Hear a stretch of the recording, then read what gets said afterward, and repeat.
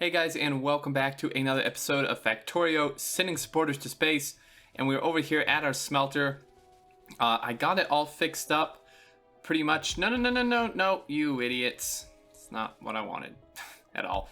I got it pretty much all fixed up, so I'm going to very quickly go over the changes I've made here to modify it for what I need. And then we're going to go set up copper outpost, maybe iron outpost, or come back here and build stuff. I know I said I set up the outpost off camera, but I didn't have time doing this. It actually took way longer than I thought, and I may want to do a little bit of building for the other things. So what I've done is I reduced the number of roboports because this is essentially running at half capacity, right? We have one module in each furnace and a module every other beacon. So in theory, it should be about half-ish speed, so we should hopefully only need half the ports. So I've taken half off, I've rearranged it, and what I've done is Can calculated and gave me the numbers for how much iron and copper we'll need for about 2 of each module, 3 per minute. So 2 prod modules a minute production and 2 speed module per minute production. That's not much, but hey, it's what we can start with. We can increase it from there. And we need about 8,000 copper a minute and like 4,330 or something iron, I think, a minute.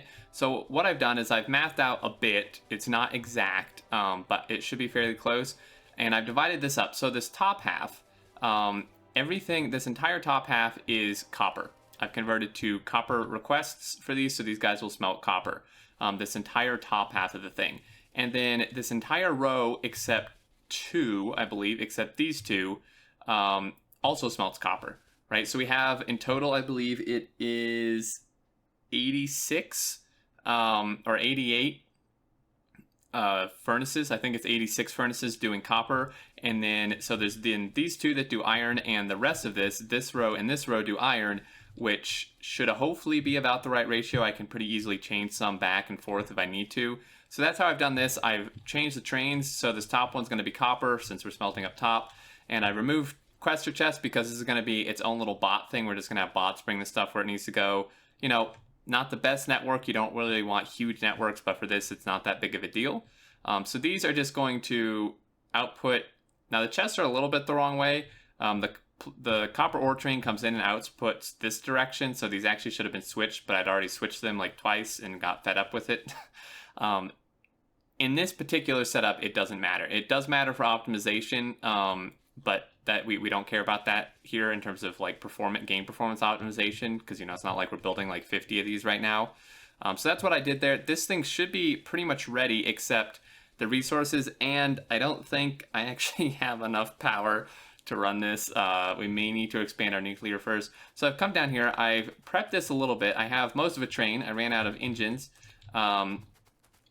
And we're going to do 242s because, you know, I mean, this really is not that big of a patch. We're going to do bot smelting. Well, yeah, we are going to do bot smelting. We're going to do bot mining. I figured it would be kind of just, you know, appropriate since we are doing bot smelting, and I didn't really want to mess with belts and such here. So I've made a blueprint, which just includes, you know, 12 miners and some providers. And one thing I do like about the bot mining is it allows you to place the miners even closer together because you can put the power poles in the middle here without doing tricky underground stuff. And I apparently ran out of miners. I brought like 150, but guess that's not enough. So it makes it even more kind of condensed, I suppose, which I think is really nice. It will essentially, until the patch starts running out, it'll allow us to get more resources out of it because we can fit more miners on it, right? So that's the plan. Then I'm going to go grab some more miners. I do have 150 bots, I think. I'm not sure if that's enough. Probably not, but we'll see. And also, yeah, so I just spent like 3 hours, 2.5 hours working with my design team on the smelters, and I almost just blurted out the other thing. I did not mean to uncap this. It's really not what I wanted. The smelter stuff, fleshing out some stuff with it, and also my special train design for it, and I'm very, very pleased with how things are coming. We tested it, we did some test runs with it, and it seems to work really, really well, and I'm super excited about it. I can't wait until we can actually build it so I can show you guys the special train system. But I'm really, really excited for how it's turning out so far. The smelters are working fantastically in terms of, you know, no bot surges. Trains are getting in and out how they should. It's going really well. So let's we're gonna do this. And honestly, we probably don't even need this many requesters and inserters, but I'm gonna do it anyways. So the other thing about this is that this is a lot quicker to set up than belts, and I do want to try to be as time efficient as possible here. Thanks, you were supposed to actually like power everything, but god damn it. I'm clicking and dragging. I don't know, I think I'm too far away when I do it. So we're gonna do that, and then roboports are going to go near the loading here. I only brought 10. I'm not sure how many we'll need. Like one here. Need to make sure to actually cover the entire patch. You know, that's usually good. Get the whole patch in there. And it looks as if we maybe missed a couple spots here. Let's power this guy on. And then roboports. So yeah, so for bot mining, there's not too much to explain. You just place the miners down, they go into passive providers. I would not do active providers, personally. I would rather just have the bots bring over what they need with the requesters. And I think I may want like another one down here, or maybe one up there. I'm not entirely sure. I can move some around or add more if we need to. But yeah, and then you just want to make sure your whole thing's actually covered in the logistics area. Since it is a logistics boss, it'll be moving stuff around. And I probably will need more bots in this, honestly. More than 150, rather, but we'll see. Let's hook this guy up, not to the train blueprint. So we'll hook him up. Darn it, I really don't want to go to the train blueprint for no apparent reason, really. I'm just finicky like that. But, yeah, so I am very... Screw you. I am very happy with how the testing has gone, and I'm very excited to, you know, kind of head in that direction. I think it's probably safe to... let's go check this out. It's probably safe to do some research.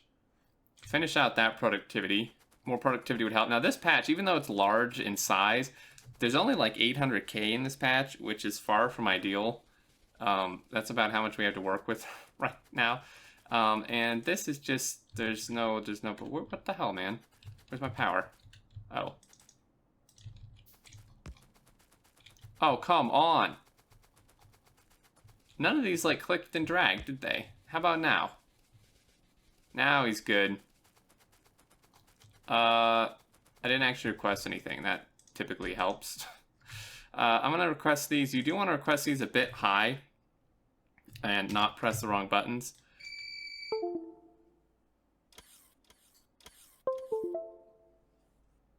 And, I don't know if I'm still recording. I think I am. My power just went out. Sorry if you... oh, sorry if you heard a beeping. That was my UPS. Thank goodness I have that. Theoretically, I should still be good. I think I am. My power just surged. Wow. That is not good. That was very strange. Okay, so we probably do need more than 150 bots. I will have to let this level out in terms of usage. Not that this actually has anywhere to go, but... Well, he is connected up, but we don't have the smelter turned on yet.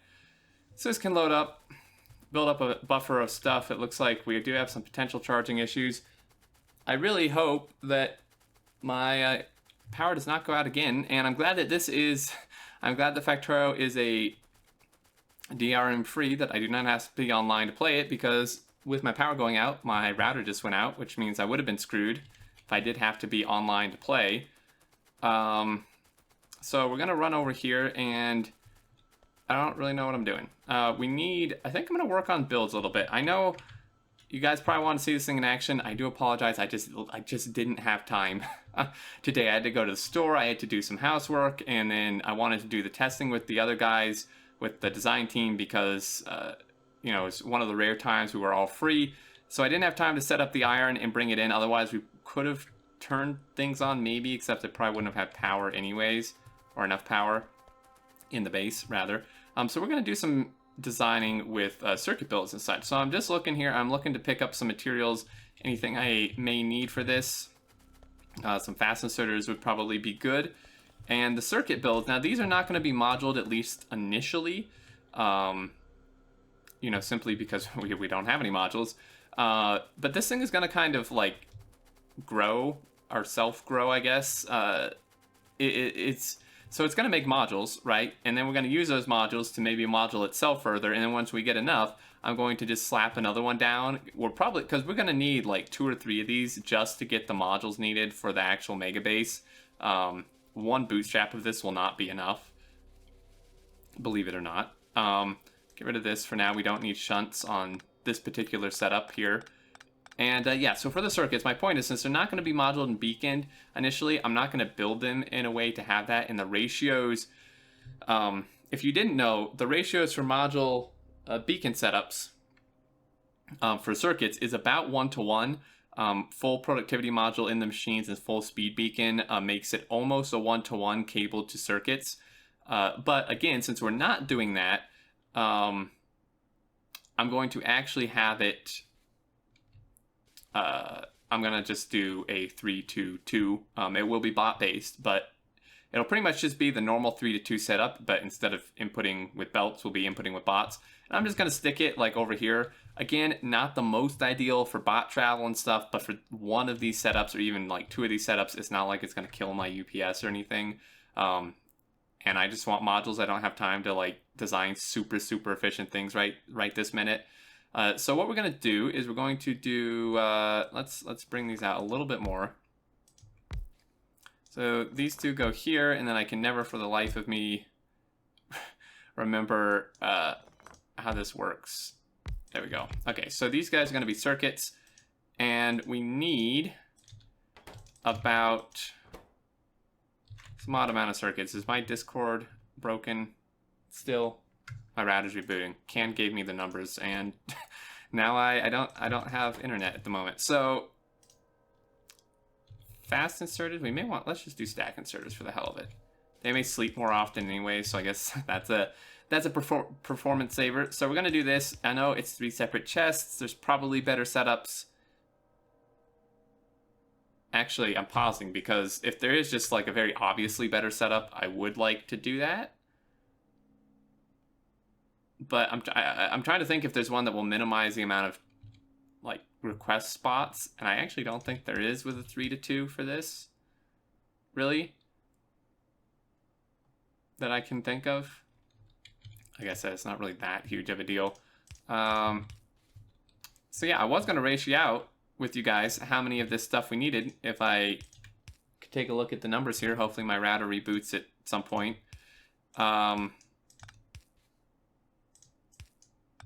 These power poles are always a bit difficult. Okay, so these are going to request iron. These are then going to output. God, these inserters look so nice. These are going to output into passive providers. I'm not going to cap them or anything. You know, this thing's just going to run until we run out of ore pretty much from this copper patch and this iron patch. Now, unfortunately, the iron patch is very much more than the copper patch, so that's going to be a bit weird. And then also, I was thinking, you know, we need plastic and stuff. Plastic for the red circuits and sulfuric acid for the blues. I'm not quite sure how I'm going to do that. I don't know if I'm going to train them in from here, or if I'm going to build a separate smelter here and train in oil from somewhere, which I actually would do that if there was oil anywhere in this vicinity, which apparently there's not. In fact, do we even have oil like anywhere? This could be an issue. Because, I mean, this oil well is going to run out at some point. That could be an issue. May have to train it over from here. I mean, we do have excess plastic and stuff. I'm not quite sure on that. I'll have to think on that. I'd love to hear your ideas as well. So we're just going to request, you know, maybe 100 copper. May not need that much request amount. I'm not sure. Oh, these are not beaconed. We could lower this probably. Yeah, these are not beacon moduled. You know, I would like to productivity module it. It would save me quite a few resources, I'd imagine, but for now, that's not really doable. So I think my router's back up. Discord should be working at some point, trying to find the numbers. If we figure this out, it's really not hard to figure out how many this produces. We just need to know how many of these we need, right? Based on the total number we need. So let's ratio this out. Now, I did do a tutorial specifically on this, so I'm not going to go into like super details with this. But essentially, to figure out ratios for like production, without modules, it's very easy, like insanely easy. So you take the number of things you produce per cycle, which in this case is 1, right? For like copper cable it would be 2 because you get 2 per craft. But you take this amount, so 1, you divide it by the craft time of the item. So in this case it's 0.5, right? And then you multiply that by the craft speed of the machine, which is 1.25. If there were modules in here, if there were productivity modules in here, you would do the same exact thing, but then you would also multiply by the productivity amount. So let's just say we had 4 productivities in here. We would have 40%. So we would do 1 times 0.5 times, 1 divided by 0.5 times 1.25 times 1.4 for the productivity. We don't have that, so it's easier. And so for just one of these guys, it's essentially 2.5 circuits, and this is a per second rate. So one of these makes 2.5 circuits a second. We have 2 of these, so we multiply that by 2, which is 5. So this makes 5 circuits a second, considering it's all fed and can transfer stuff in between correctly. So if we then look on a minute rate, because that's what the numbers are going to be based on, we take this amount it produces, which is 5, right, per second, and multiply that by 60. So this makes about 300 green circuits a minute. And my internet should be back up. There we go.